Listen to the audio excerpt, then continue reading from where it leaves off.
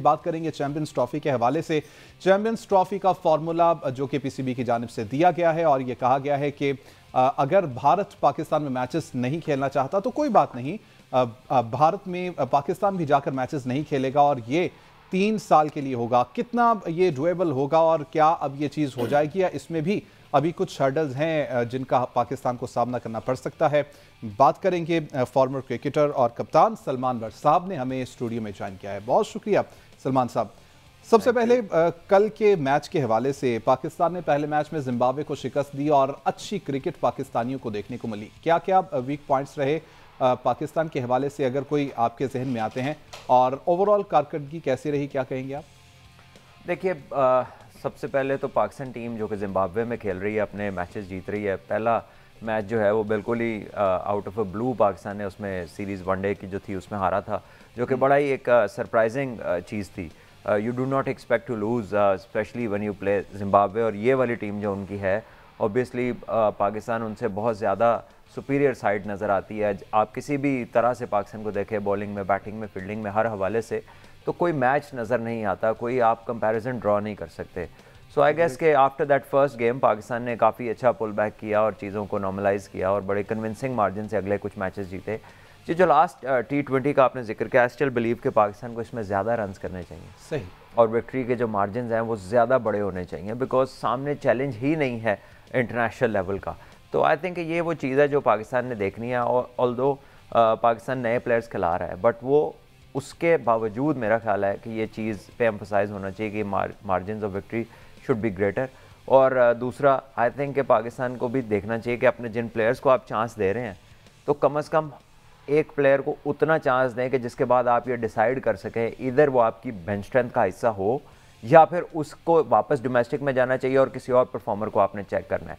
एक एक दो दो मैचेस खिलाने से लोग कन्विंसिंग परफॉर्मेंसेस नहीं दे सकते। स्पेशली अगर आप देखें सैम अयूब के केस में कि उनको आपने कितना ज़्यादा खिलाया, आपने उनको 20+ T20 मैचेस खिलाए, फिर टेस्ट मैचेस खिलाए, वनडे खिलाए, and eventually started performing and now he seems a very confident player. So I think कि अगर आप एक लड़के को इतना अच्छा बैकअप दे रहे हैं तो फिर फेयर चांस जो है वो तमाम खिलाड़ियों के लिए होना चाहिए जो इस लेवल पे लाए जा रहे हैं। स्पेशली वो लड़के जिनका डुअल रोल हो सकता है। लेट्स टॉक अबाउट हसीबुल्ला जो कि कीपर है और ओपनर है।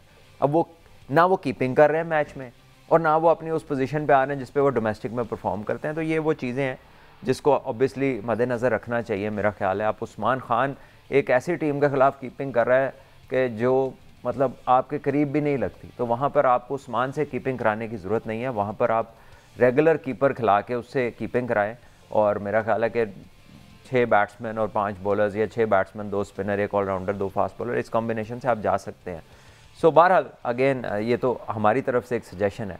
दूसरी तरफ अंडर 19 का बड़ा कन्विंसिंग रहा है ये इवेंट एशिया कप जब से स्टार्ट हुआ। ऑल्दो इससे पहले हम अफ़गानिस्तान से फाइनल हारे हैं ट्राई सीरीज़ का, बट पाकिस्तान ने बड़ा अच्छा स्टार्ट किया, स्पेशली डिफीटिंग इंडिया जो कि इस लेवल पे वो भी एक बड़ी सक्सेसफुल साइड है और मेरा ख्याल है सबसे ज़्यादा अंडर 19 के वर्ल्ड कप्स उन्होंने जीत रखे हैं। तो पाकिस्तान का मैच उनके खिलाफ बहुत ही शानदार था, स्पेशली ओपनिंग पार्टनरशिप शाहजेब की 2 सेंचुरियाँ हैं बैक टू बैक। इंडिया के अगेंस्ट भी उन्होंने 160 रन की इनिंग खेली, आज भी उन्होंने सेंचुरी से ज़्यादा रन किए हैं। तो ये बहुत ही ज़्यादा कह लें कि एक खुशाइन चीज़ है कि एक तो 100 करना, फिर उसको रिपीट करना, और हैबिचुअल ये एक चीज़ है जो हैबिचुअल है। और ये वाली हैबिट्स अगर ओपनर्स को हों टॉप ऑर्डर में तो ये बहुत बेनिफिशियल होती हैं टीम के लिए। रियाजुल्लाह ने भी आज 100 किया 1 डाउन पे आके, तो ये बहुत ही अच्छा साइन है।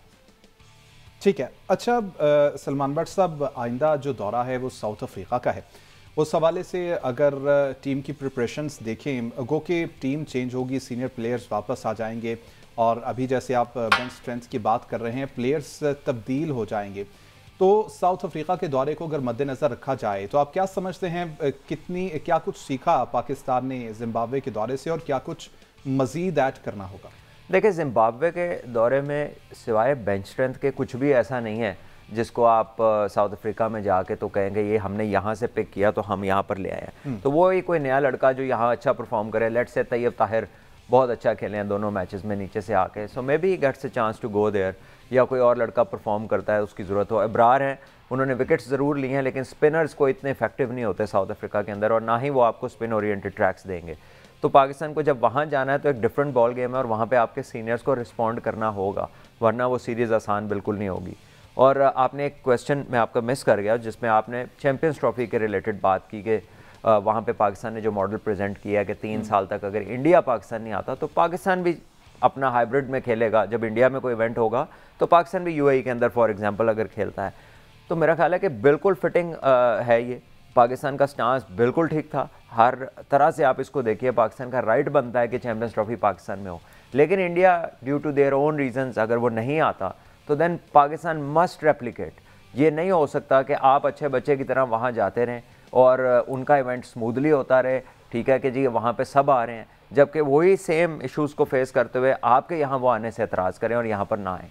तो मेरा ख्याल है कि ये बड़ा एक मुनासिब हल है कि पाकिस्तान भी अपना हाइब्रिड में खेले। लेकिन एक चीज़ है कि 3 साल के लिए क्यों, इसको ओपन एंडेड छोड़ें, हो सकता है 10 दिन बाद हालात ठीक हो जाएँ तो दोनों आना जाना शुरू हो जाएँ, और अगर नहीं हालात ठीक होते तो फिर जब होंगे तब देखी जाएगी। इस पे आप टाइम की कैप कैसे लगा सकते हैं, ये बड़ी इंटरेस्टिंग चीज़ है कि 3 साल क्या सोच के कहा गया और किसकी तरफ से कहा गया है ये हमें पता नहीं है।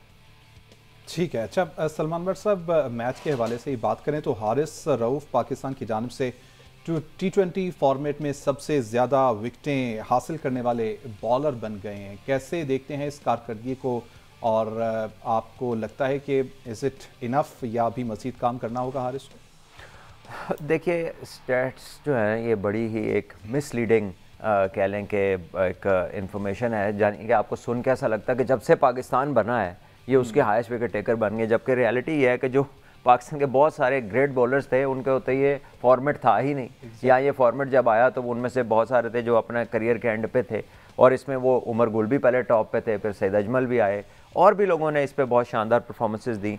सो बाय हिज एज तो अब तो पाकिस्तान को मेरा ख्याल है 65-70% खेलता ही T20 है। तो जब वो खेलना ही वो है तो फिर अभी ही किसी की विकेटें होंगी।